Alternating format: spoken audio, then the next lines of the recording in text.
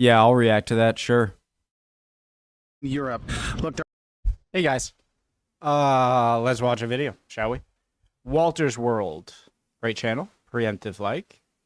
8 European cities destroyed by over-tourism. Let's watch. My name's Connor. If you're new, hope everyone's doing well. there are destinations in Europe that are really overflowing with tourists to the point that the cities can't handle it. And I kind of wanted to talk about some of those really famous places that you want to visit when you come to Europe, but you really will see an overabundance of tourists. I mean, they're kind of a victim of their own success because these are all fantastic places, but I just want you to have an idea of where the ones I've seen the most over-tourism, overall, okay? And probably one I need to talk about, and one you'll hear about in the news, is Venice, Italy. In Venice, you'll see there's so many more tourists that go there every year than people that live there. I mean, we're talking millions of visitors, but only like 40,000 inhabitants actually in the city. And it does get overrun, and especially when the cruise ships would come in, it became kind of more than the city could handle. And so they've limited where the cruise ships can go, and they've actually instituted a fee for coming into the town to kind of combat some of that over tourism. But yeah, Venice is one of those places you're gonna never be alone, no matter how many back alleys you go into. I hear it can be pretty difficult to get around in Venice. I'm not sure if that's true. I've heard that before. But there is sort of everything you need within the areas you can get around. It's just, I hear it's a bit of a hassle. Some other tourists that'll pop up there as well. Another place in Italy where I see a lot of over-tourism, a lot of really like just smashing like sardines kind of places, is on the Amalfi Coast. If you're going to Positano, Dan, what am I saying about Rome? I've never been to Rome, okay? I've never been to Italy. I just imagine that's going to be a very touristy place. You'll notice all the streets you're walking down, all the steps you're going up and down to go to the beaches and stuff are packed full of tourists from Italy, from around the world, from all over. But that's another place. That's why I tell people, look, if you don't want to get run over and smash like a sardine in Amalfi, maybe try Puglia, another part of Italy. That might be another good place to go because it's beautiful, great food, and not as many tourists, okay? Another place that I see a lot of tourists go, and it really is kind of like on the over-tourism board, but they've done a really good job of managing it though, is Barcelona, Spain. And in Barcelona, you have tourists that come all year round. So that's one of the things. It's got a great stuff all the time. And there's tons of museums, there's beaches there, there's stuff for everybody, hence why everybody floods in. But the city has done a good job of kind of mitigating this by trying to get people to go out to other cities. Like, yeah, I'd imagine if a place is nice all year round, then it would be less crowded because people aren't trying to cram into one part of the year where everyone knows that that's when you have to go, and then there's going to be a ton of tourists. Go visit in, but the city has done a good job of kind of mitigating this by trying to get people to go out to other cities. Like, oh, go visit Verona when you're here. Go head out to the beaches when you're here. Have a day of culture when you're here. So that's kind of a nice thing. But honestly, when you go to Barcelona, you are going to be with everybody when you're there. Also, that's probably one of the reasons why it's the pickpocket capital of Europe, because so many tourists get there and you're so smashed together, you don't notice when people are picking your pocket or maybe lifting your bag. Now, another city that is suffering from over-tourism, but is doing a good job of handling it, I feel. Zipper pocket shorts is a need. Is Paris. Now, another city that is suffering from over-tourism, but is doing a good job of handling it, I feel, is Paris. And Paris has been probably the most visited city in the world for years upon years upon years, because you have the culture, you have the arts, you have the sights, you have the people, you have the food, you have so much wonderful things there that people just love visiting, no matter what time of the year it is.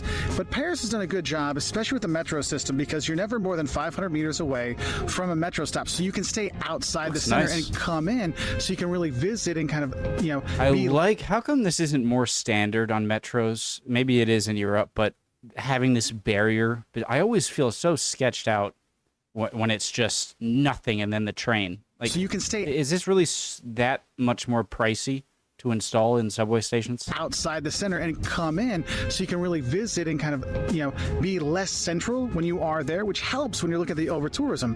However, when it is one of those things like the Louvre, like going to Musée d'Orsay, the Eiffel Tower, you will have long lines, you will have things. And I think that's something very important, not just in places that are over-touristed, but anywhere you go in Europe, if you can pre-book your ticket. So pretty. So pretty. It's worth it. I'm here in Dublin, and you can go see the Book of Kells, but you pre-book your ticket so you know when you can go, because sometimes things book out. If you want to go to the jail here, it books out. They only let it 28 days before, and boom, they sell it very quickly. And I guess that's another city I really need to talk about. Is Dublin is another city that's really got the over-tourism kind of thing. Everywhere you go, there are tons of people that are visiting here, going to school here, learning English here, and there's so many people here that it does get a little overrun. And that's one of the things when you go to these places that are kind of affected by over-tourism, it kind kind of takes away from the overall experience of visiting the country. That's why I tell people, when you get frustrated with Venice because it doesn't feel like it's real Italy, or I'm not getting the best food, or when you're frustrated with all the people in Dublin, I don't feel like I'm getting that super friendly all the time awesomeness of Ireland, it's because of all the tourists that are there. There's just not enough time and not enough energy and not enough space, so it's something to think about. Now, another place where you're really going to feel the impact of over-tourism is Dubrovnik, Croatia. I mean, when you go to Dubrovnik and there are tour buses there. Croatia is a underrated, like when you think of nice, beautiful Mediterranean coasts, I think most people think of, southern France, of eastern Spain, of Italy, obviously, Greece, but Croatia, I hear, is very beautiful. Groups there, and there's cruise ships in the port. On the city Adriatic? is completely packed. Whether you're walking down the cobbled streets or you're up on the city walls, you are always bombarded with more tourists. Now, the thing is, the city's gorgeous, but when the tourists and the cruise ships are there, it gets something that's almost hard to handle. That's why that's one of those places, if you're in the evening time, when everyone's gone back to their cruise ships and stuff, it actually is a wonderful place to be. And that's just it. All these cities are fantastic places to go, but if you can beat the crowds and not be there when it's super over touristy, it might be a good thing to look at, But if you want to go to another historic city when you are in, Croatia, when you don't want to be overrun by, in Dubrovnik, you can go down to Split, which is another beautiful city that you can go and visit. I wonder how people would feel about quotas, or like certain times of the year where tourism is not a thing, but of course you're going to miss out on the money that tourism brings, right? Which is, at first, I'm sure, because being in a place where like you want to be able to enjoy your country and your country's great sights in the best time of the year, right? But you can't do that because those are the time of year where you're going to have most money come from tourists, and most tourists want to come in, and you don't want to miss out on that. So I'm sure there's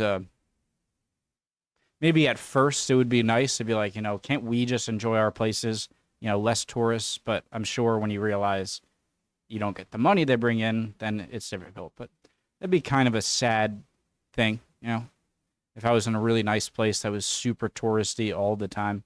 It'd be like, I can't even enjoy my own city. Another city that's been suffering with over-tourism for a number of years and kind of put their foot down and said, we're tired of this, is Amsterdam. And in Amsterdam, they used to have the I Amsterdam sign right by the Rijksmuseum. They're like, nope, too many tourists here. And so they moved actually to another part of the city to get tourists to go to a different part of the city. And the thing is Amsterdam actually actively is not promoting the tourists to come there. Like they want specific tourists. They don't want general tourists. And so the city has done a lot of stuff to kind of make it more, not difficult, but more cater to like the more wealthy, or expensive, or less convenient for. I mean, that could be pretty smart. Get less people without losing the money, and you get to enjoy the place. Yeah, it sounds bad. So poor people with less money won't be able to enjoy the vacations. Yeah, that doesn't sound great. But from a local's perspective, not from someone who wants to travel there, that is definitely something I'd rather have. Everyday travelers to go versus targeted travelers. But regardless of what they do, Amsterdam still is full of tourists, and that's not just the red light district, it's also the museums. I mean, you can go see the Anne Frank house. You want to book it right when you book your tickets for Amsterdam, book your tickets to the Anne Frank house to make sure you can get in. Also, your Rijksmuseum, time ticket for that as well. So something to kind of think about. Now, this past summer we spent in Greece, and there's actually 2 spots in Greece that really suffer from. I saw a short of like asking someone like, what's the most overrated thing to visit in Amsterdam, and one of the locals was like, Anne Frank house. It's just a house. From over-tourism. One is Athens, because people go there and they want to go to the Acropolis, and it's one of those days where it's almost so hot they can't have the Acropolis open in the afternoon. You'll see the waves of people at the Acropolis, and you'll see the people going through the Plaka, and it just really gets to be just too much sometimes. So one of the things I want to tell you, if you're in one of these places with the over-tourism, and there's too much there and it's really freaking you out, take a break, find a cafe, go get a drink, get yourself away from it, or do a day trip from some of these places. For example, Amsterdam, instead of staying in Amsterdam, why don't you stay in Haarlem or Utrecht? If you're going to be in Athens, go visit Piraeus. Go visit the port where you're there. As someone who's not a social butterfly, a very extroverted person, I am not.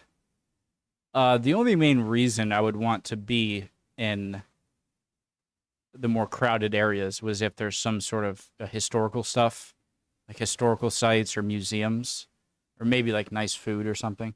But I'm not going to be going anywhere like for the pursuit of a nightlife or something like that, And so I think I would try and limit my stay in any country in the very touristy populated areas on just the things I really want to see there. And then I'd try to get out and just kind of experience the country. There's some stuff to see there, and that can kind of get you away from that insanity of the over-tourism. And another place I think is important to mention for over-tourism is Santorini. You know, the island with the white buildings and the blue domes Classic. in Greece. Yeah, I mean, that place is just completely ransacked in the summertime. Like, why does this instantly make me think of a movie, Mamma Mia? I've never seen it. I've only seen the billboards for it in, like, New York subways, but they were everywhere. And it just makes... I don't even know if Mamma Mia is based in Greece or not. In Greece? Yeah, I mean, that place is just completely ransacked in the summertime. Like, insane. Like, you can't just show up and get a place. You have to book everything beforehand. Restaurants, doing things. I mean, it's insane. And that's the thing, is people sometimes don't realize that, yes, it's a beautiful place to go, but you do have to really prepare. That's why all these places I'm saying here, they're all worth going to. They're all fantastic. But you have to realize, with the over-tourism there, sometimes the locals are a bit done. The locals like, look, you've made it so it's too expensive for me to live here too. And so there is some animosity sometimes towards tourists in these places. Like here in Dublin, the lack of accommodation is an issue, not just for tourists, but for the locals.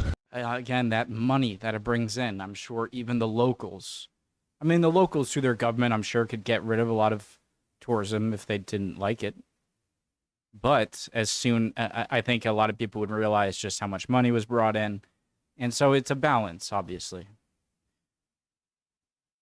Yeah, but I would be a little bit upset, to say the least, if the place where I lived relatively cheaply and in my home country or my home area was suddenly unenjoyable to me and unaffordable. Yeah, that would be very angering, for sure. So when you're considering your destinations for going to Europe, maybe you think about the over-tourist kind of places that might be a little bit too many people for you, and maybe go visit those in the fall or the spring or the winter, so you're not like getting overwhelmed with the other tourists. So what are some places you've seen in Europe that are over-touristed? Let us know in the comments below so we can help other travelers know places that they might want to avoid during peak season. Anyway, I'll say bye from here in Dublin. I mean, I've never been to anywhere in Europe long enough to really... Like, I've been a first-time tourist pretty much in each of the places in Europe I've been. And so it's hard for me to really give an opinion there, obviously. But would appreciate any of your guys' opinions down below, any answers to any questions I had, any comments at all. You're always, you guys are always really good with that. And hopefully I'll see you next video. Bye, guys.